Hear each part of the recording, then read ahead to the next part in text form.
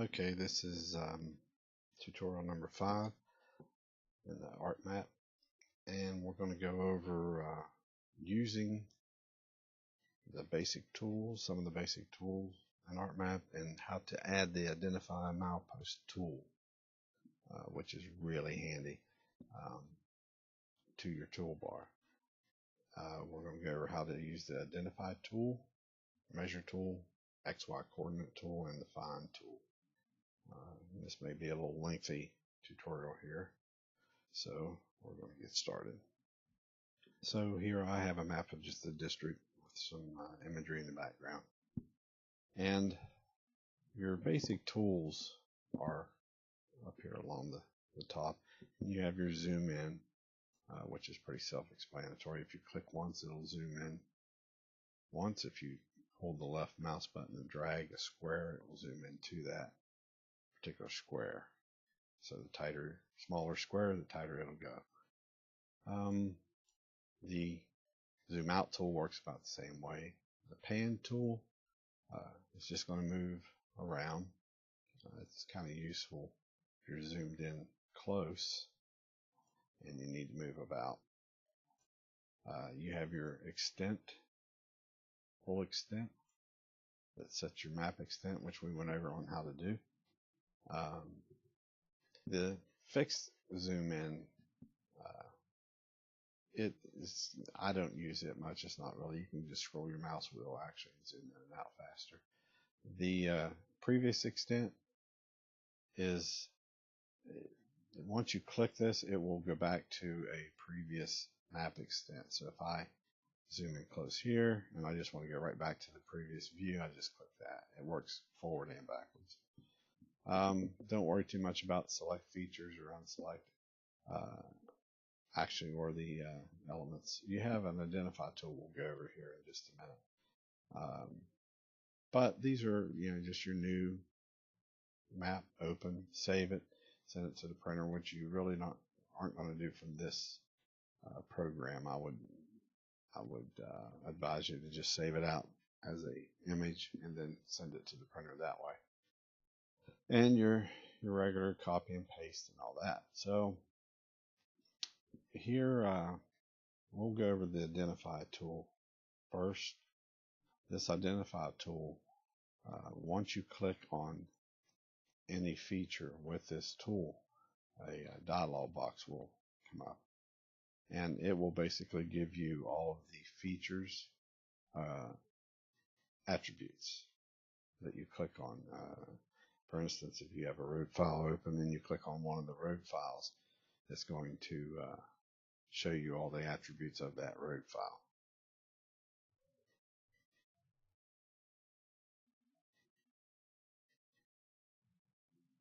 Okay, so we have the road file open here, and you click once and this box is going to come up. Now you notice nothing happened here. It's going to ask you what you want to identify from. So if we're using the dominant district 4 road file, you want to click that. So make sure it comes open here. Now when you click in it, you're going to see all the attributes here, and you can resize this to fit. And here are all the attributes: your route ID, beginning and end milepost, their local name, and that sort of thing, the county code. All those are listed in there. That's your Identify tool. Let's see. I'm going to show you how to add the Identify the Milepost tool.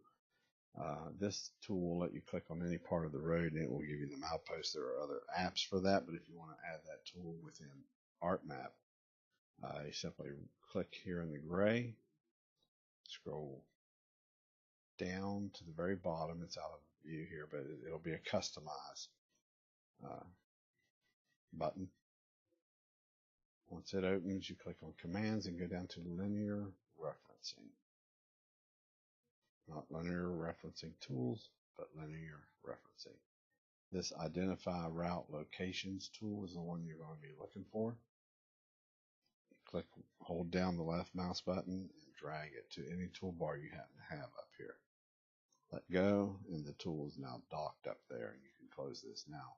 If you do not save this map, that will not be up there the next time you open the map, so you have to save this map out in order to keep that tool there. And what that tool does is anywhere you click on a road, it will give you the milepost for that road. So as you move along, it's 7.07, 7.21, 7.3, and it works on every road. Okay, so that's what the identify milepost tool does. All right, now we have a few other tools I want to go over up here. One is the measure tool. Now when you click this, the measure dialog box comes open, and you have a few little options here. This will you choose this to measure a line that you're drawing. So if you click here, and then from here to here, it's going to measure. This will create a polygon, and it will measure the inside area in square feet, square yards, or acres, however you want. This one will measure a feature. As soon as you click on it, it will measure the entire feature you just clicked on. The other things to set here, also the X. I'm sorry, I'll go over that. X will clear out any results. You need to do that before you remeasure anything. Now, this drop down will give you a box set for distance, and you can choose it in kilometers, meters, miles, feet, inches, yards, whatever you choose. And the same goes for the area. You can use feet, acres, however you want to do it. You don't have to worry about this so much right now. Now, I want to show you that this is pretty accurate, I would say. So what I'm going to do is I'm going to go to a bookmark, and this is the field at WVU, and this is the football field here. Now, since I have it to mark a line, I'm going to start here, and it's where the crosshairs are. And if you click here and then start dragging, you'll notice up here, this will start changing. And if you get right to the end of the end zone, you'll notice it's 100 yards. So it's pretty accurate. You can go one step further here and get really close here and clear this out. Start at the 20-yard line. And you'll notice when you get to the 30, you are within a few inches of being at 10 yards. And that right there is on 10 yards. So it's a pretty accurate measuring tool to use.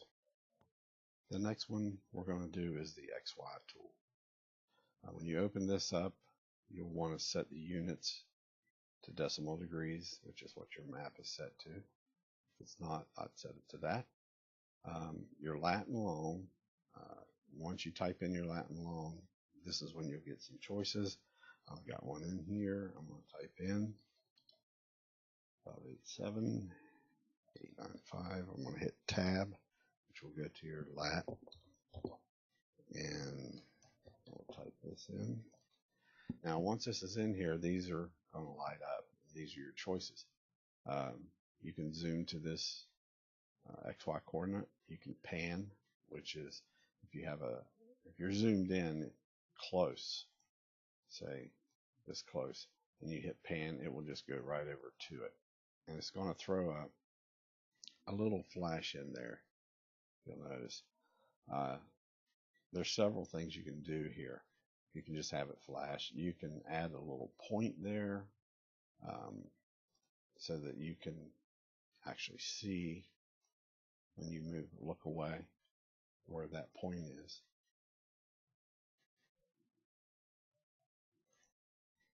Let's see, we'll pan to it here now. There it is. So by hitting this, add point, it adds a little green dot to it. You can add a labeled XY or a call out, which gives you the coordinates here also of it. And if you save the map, this will be saved with it. You don't want to really keep this on your map. If you go up to the select elements, click on this one time, you'll see the little light blue lines around it and hit delete. You do the same thing for that, and it gets rid of it off your map. The last one I'm going to go over is the find tool, which is the binoculars here. And this tool always takes about 5 seconds to open up for some reason, but once it does open, it's going to let you enter a route, basically route ID, and a milepost or a section of road, and it will take you right to it. To get to there, once it opens, you click on linear referencing. Make sure your road file is here. It's the one you're using. Now, under the route identifier, if you have the whole entire district map open and you pick Route 23, there may be 3 or 4 of them that pop up in your results. And that goes back to what I was saying about the route ID. That's why it's better to use a route ID. Once you choose that and you hit load routes, in a second you'll see this box populate right here.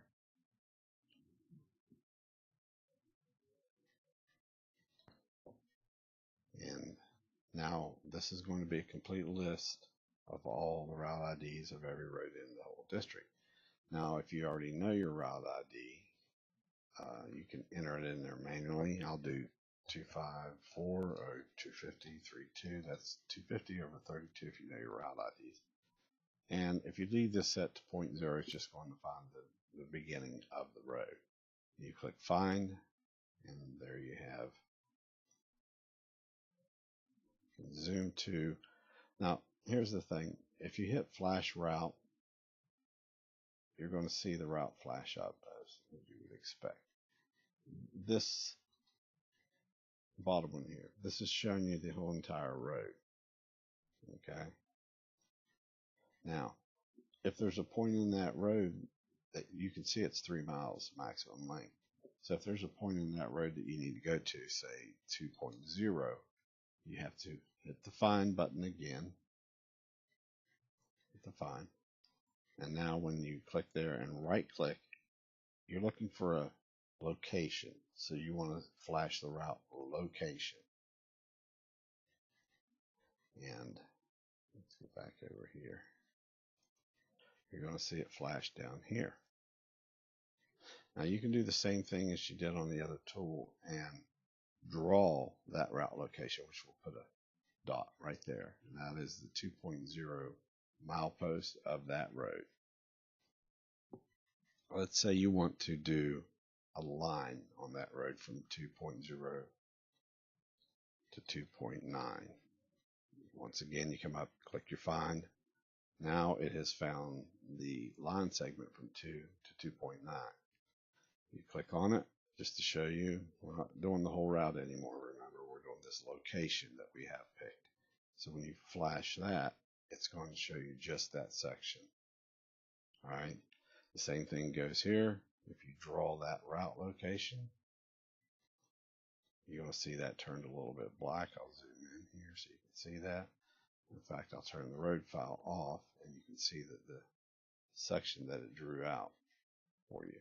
Now you can change this a little bit by going to your select tool and double click on this, and it will let you change the color, the thickness of it, so it stands out a little more. And now when you turn everything back on, you'll see that that section of road from 2 to 2.9 stands out a lot more. Now this is actually more or less a drawing on this map now. So you have to get rid of it. Like I said, you have to go to the selection, click on this, hit delete, and it works the same way here as it did the last one. So once again, this flashes the whole entire route. If you're just going 0.0 and you have your route here, click find. This is going to do the whole route, and this will, if you have a milepost here, this will do just that. After you click find, flash route location or mark route location, either way. You can actually do a call out on here also. Let's see. Let me pan this over a little bit.